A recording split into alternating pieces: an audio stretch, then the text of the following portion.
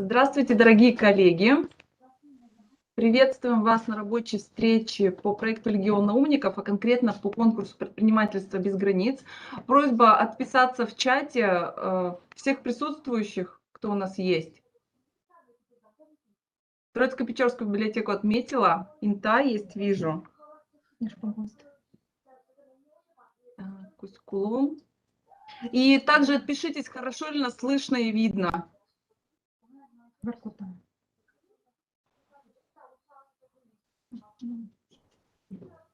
Ничего не вижу. Инта. Так, Кузькулом тут был, да, еще? Ну, потом, может быть, да? Да. У нас сохранится чат или нет? Наверное, нет. Привозе. Угу. Ну что, гость отметила? Нет.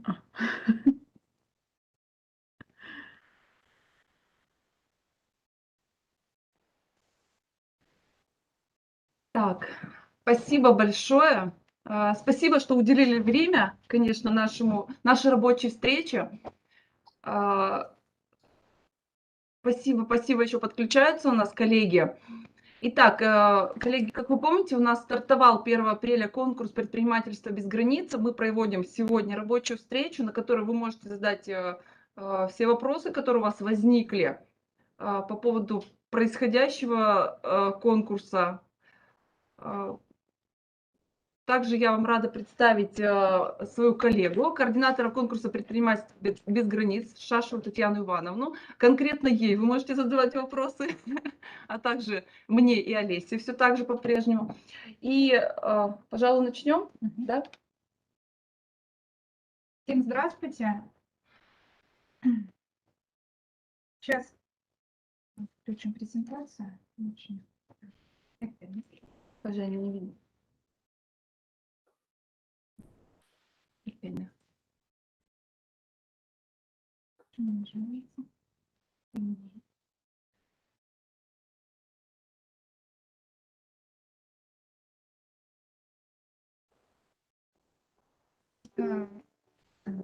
Мы уже проводили с вами мероприятия, рассказывали о конкурсе. В этом году, на 2021 год, положение всем отправляли. Были изменения, о них подробно мы уже с вами говорили в апреле месяце. Сейчас мы пройдемся по организации этого мероприятия. Такие вопросы больше организационного характера. Потому что сейчас уже пришло время, что нужно проводить какую-то информационную работу, проводить мероприятия и собирать проекты.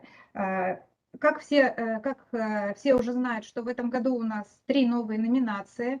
Видеоролик, лучшая идея декоративно-прикладного творчества, сочинение.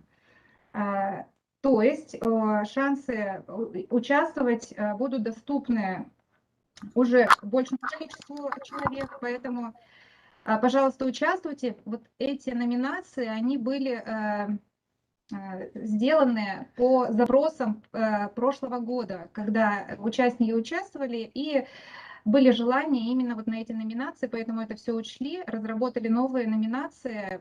Пожалуйста, каждой номинации в этом году сделаны свои требования, их упростили насколько возможно, поэтому прошу их ребятам также говорить и акцентировать внимание на том, что перечень номинаций расширен. По этапам проведения конкурса. Как раз сейчас у нас идет сбор конкурсных работ. Мы все понимаем, что сейчас учебный год только начался, какие-то вопросы организационные в школах решаются, пока еще с какими-то учебными заведениями бывает расписания нет, сложно договориться о дате, месте проведения мероприятия. Еще у нас ситуация из-за ковида такая, что где-то ограничен доступ, где-то ограничено по людям, везде по-разному. Поэтому до 30 октября, не оставляем все на октябрь, пытаемся уже сейчас договориться, возможно, какие-то онлайн встречи, возможно, на учителей выходить. Вот, только недавно мне звонил звонили с одной библиотеки из района и говорили, что договорились, например, с учителем в школе, дали презентацию о конкурсе, и этот учитель сам презентует на классном часу своим ребятам, и даже есть уже желающие участвовать. То есть таким образом вышли из ситуации. Кто-то онлайн уже вышел на учителей, то есть собрали со школы учителей, в онлайн провели, рассказали о конкурсе. Вот у вас есть у всех, отправляла я краткую презентацию о конкурсе, и направили положение. То есть вот у нас со следующей недели вот в Сыктывкаре тоже начинаются мероприятия по конкурсу, мы как раз пойдем, у нас уже целое расписание, тоже только начали проводить конкурсы. Но до 30 октября, чтобы не оставлять все на октябрь, ребятам нужно время, чтобы подготовить все, поэтому уже начинаем активно на этом этапе работать. Следующий этап у нас будет с 8 до 12 ноября. У нас будет создана экспертная комиссия, которая будет определять победителей. Хочу сказать, что номинаций у нас 5, но уже в заочном этапе у нас будут определены победители по 2 номинациям. Это видеоролик и сочинение. То есть до 12 ноября в этот период у нас будут определены победители по этим номинациям.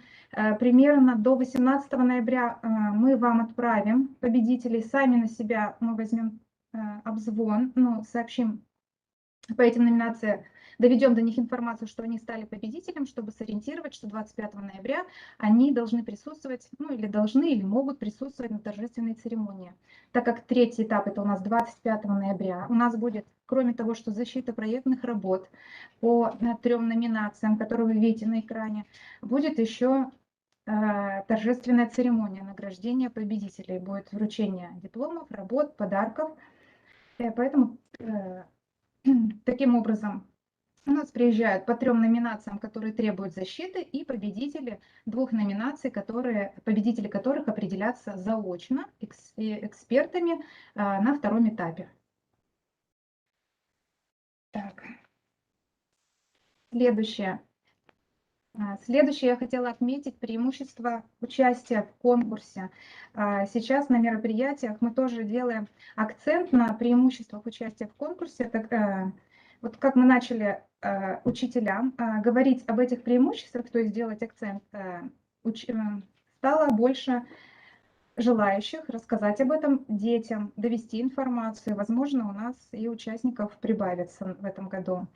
У нас, преимущество следующее. Победители конкурса, которые будут определены, они будут включены в реестр талантливой молодежи, Легион умников.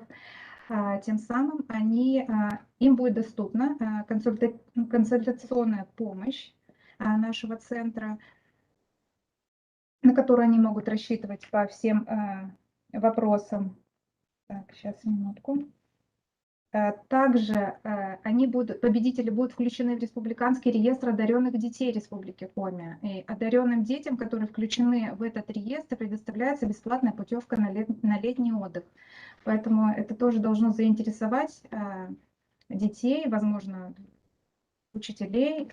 Поэтому тоже делаем на этом акцент. Ну и, конечно, в этом году у нас спонсоры – это Банк ВТБ, охранное предприятие «Лавина» и «Мой бизнес».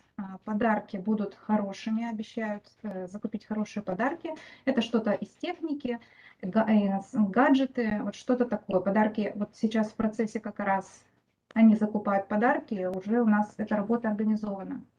Ну и, конечно, работы будут отмечены дипломами, сертификатами. Также все руководители проектов получат сертификаты конкурса. Так, конкурсная документация. Вот это тот как раз пакет документов, который мы ждем от вас по проекту. Это согласие на обработку персональных данных, заявка на участие, проектная работа в соответствии с требованиями. Согласие и заявку на участие упростили, то есть там ничего сложного нет по заполнению, там только дата и фамилия, имя, отчество, то есть все. Минимальную информацию надо заполнить. Что касается проектной работы. Проектная работа, как я уже говорила, что каждой номинации разработаны свои требования, поэтому эту проектную работу оформляем в соответствии с этими требованиями. Прошу также обратить внимание, требований тоже немного, Но следует их придерживаться. Например, если написано, что видеоролик не более 2 минут, если он будет 2 минуты и 20 секунд, это уже снижение баллов. Он, конечно, будет принят, но вот чтобы таких, ну и не обид потом не было, на это эксперты тоже смотрят. Ну, в первую очередь, наверное, смотрят соответствие требованиям, это как такой предварительный отбор проектов, а потом уже по остальным. Поэтому там вот если у нас есть не более 5 листов, ну, как бы соответствовать работа должна именно этим требованиям. Есть у нас по номинации, например, такое требование, как сочинение не менее 3 и не более 5 страниц. Поэтому надо уложиться именно в этот объем и не более того. Так, дальше.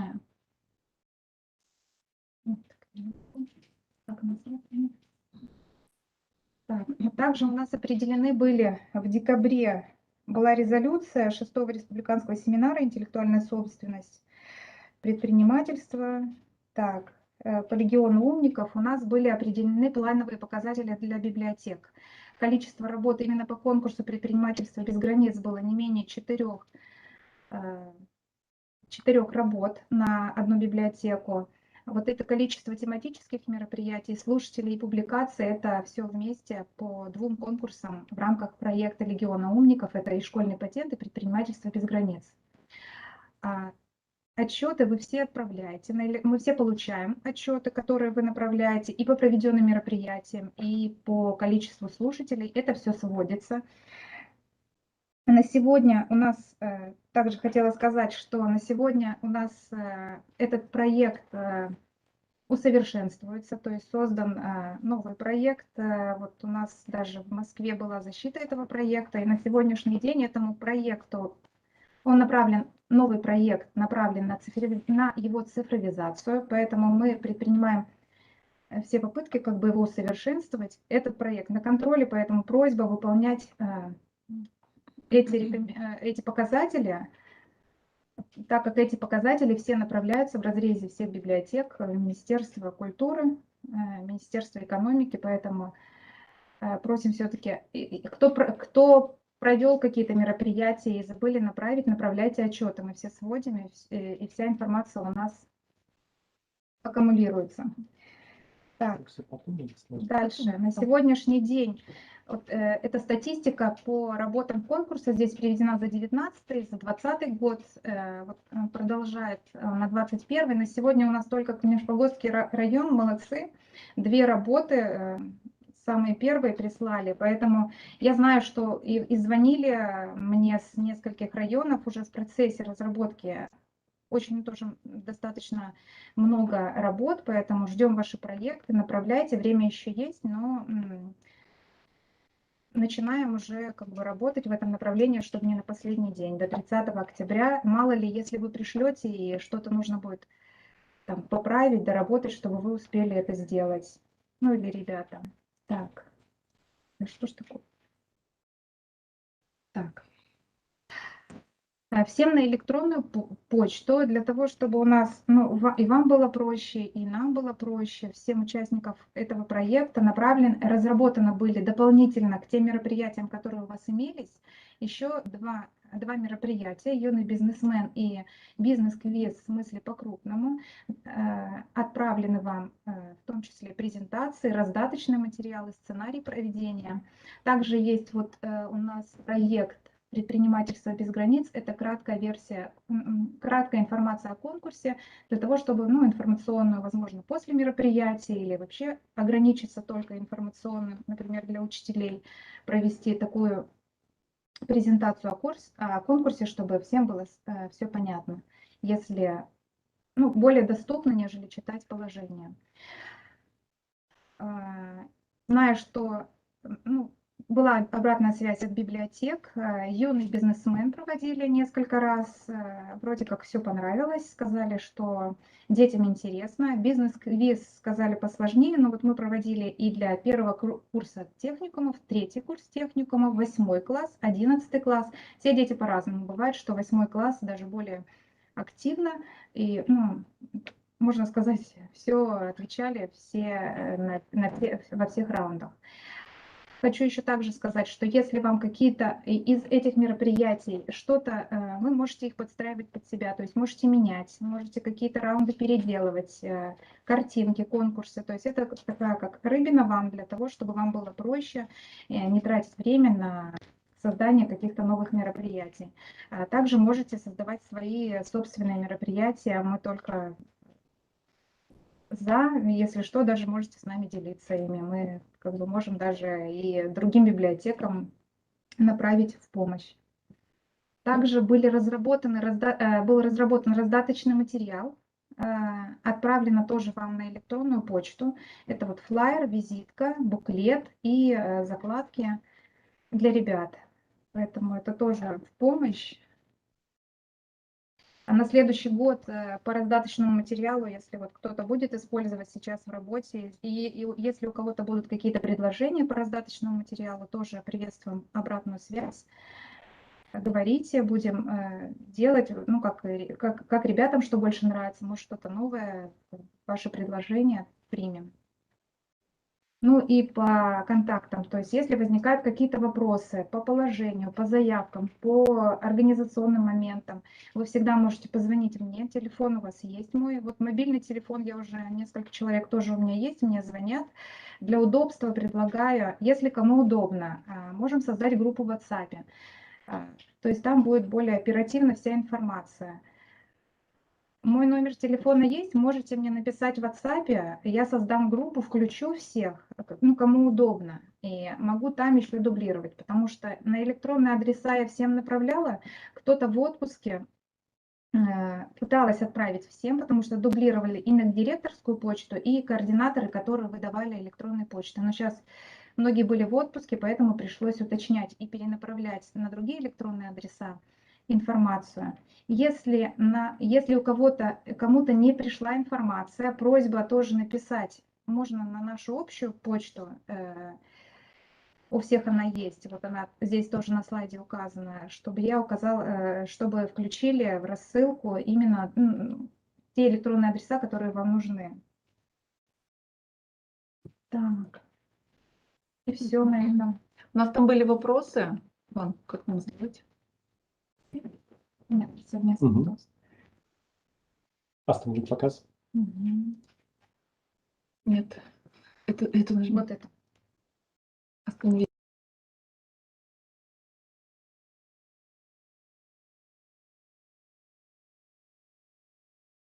Микрофон. Угу. Так, у нас вот был вопрос по путевке. Путевки будут предоставлены всем победителям или одна на всех, или по одной на каждую номинацию? Ну, у нас получается, что если победители, первое, второе, третье место, которые включаются в этот реестр, если победит команда в количестве 5 человек, эти 5 человек попадают в реестр одаренных детей, в республиканский.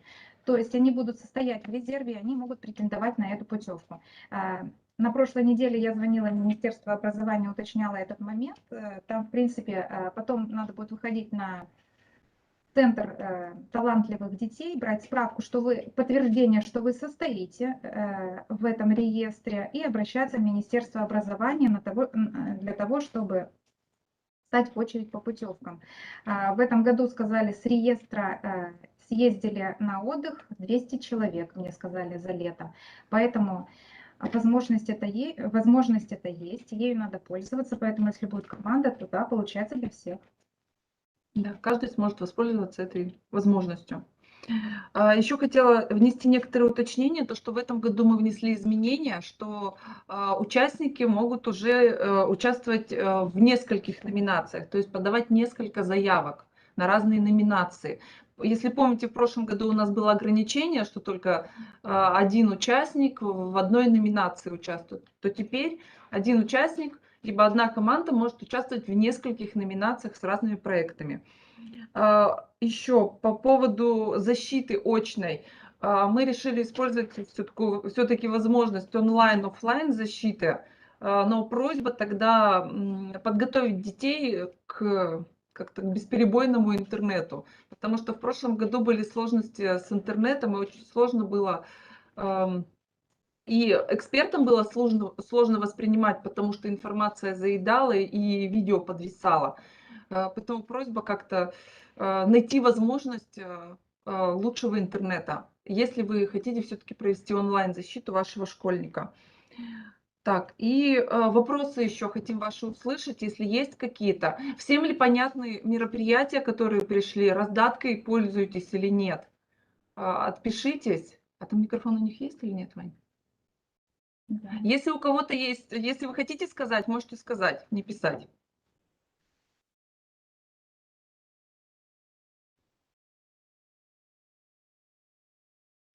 Троицку, Печорску, все понятно.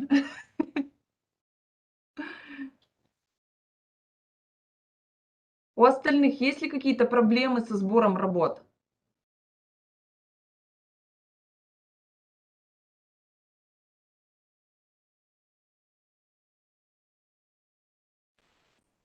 Всем все понятно. Всем все понятно, да? Всем все понятно.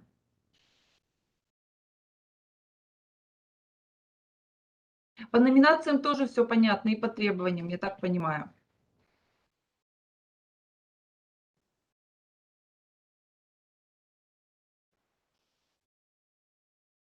Ну тогда. Мгм. Ну, коллеги, если всем все понятно, я так понимаю, значит, все нормативные показатели будут выполнены. Как минимум 4 работы будет выслано от региона. Так, пишут, у нас проблема с мотивацией участников. Мотивируйте вот как раз вот этими преимуществами участия в конкурсе. То, что дети попадут в реестр одаренных детей и могут съездить на море бесплатно. Мотивируйте тем, что они получат какие-то гаджеты, какую-то технику, потому что в прошлом году были очень хорошие подарки. Если вот, ну, есть те, кто здесь победители как раз. За 3 место у нас были наушники беспроводные, за 2 место у нас были портативные колонки для детей, мне кажется, это вообще супер классные вещи. И за 1 место у нас была умная колонка Алиса. Я думаю, что вряд ли все дети могут себе это позволить, а тем более их родители могут это позволить себе, ну, приобрести такие подарки. А тут всего лишь поучаствовать в таком простом конкурсе, при том, что мы заявку соптимизировали максимально. Мы прислушивались к вашим требованиям. Усть-Кулом свяжется Да. отдельно с Татьяной Да. Ивановной. Мгм. Хорошо. Звоните, да, телефон есть, мобильный мой. Записали. Я в электронной почте, вот вчера я отправляла, по-моему, приглашение, ссылку на как раз на нашу встречу, и там указывала свой мобильный телефон. Пожалуйста, берите, пишите. Вообще я есть во всех мессенджерах, и Телеграме, и WhatsApp, и Viber, и ВКонтакте.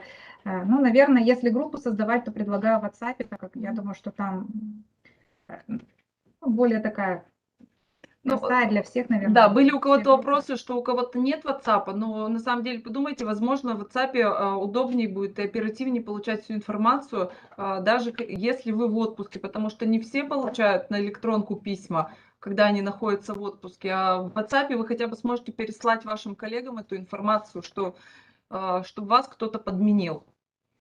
Ну и будет удобно еще тем, что мы будем как в команде по проведению по всей республике мероприятий по популяризации предпринимательской деятельности. Мы можем и между собой делиться, помогать друг другу. Наверное, это будет удобно, просто и всем полезно. Да, совершенно верно. Поэтому всем большое спасибо. Если будут вопросы, обращайтесь. Контакты у вас есть. Мгм. Ждем от вас проекты. Да, обязательно ждем выполнения всех нормативов. Всем спасибо большое, коллеги. Если будут вопросы, обязательно звоните. Постараемся. Обязательно стараемся за Троицко-Печорск.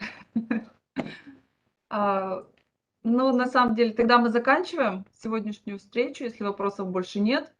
Я так понимаю, что все отпишутся и отзвонятся лично Татьяне Ивановне. До свидания. До свидания всем.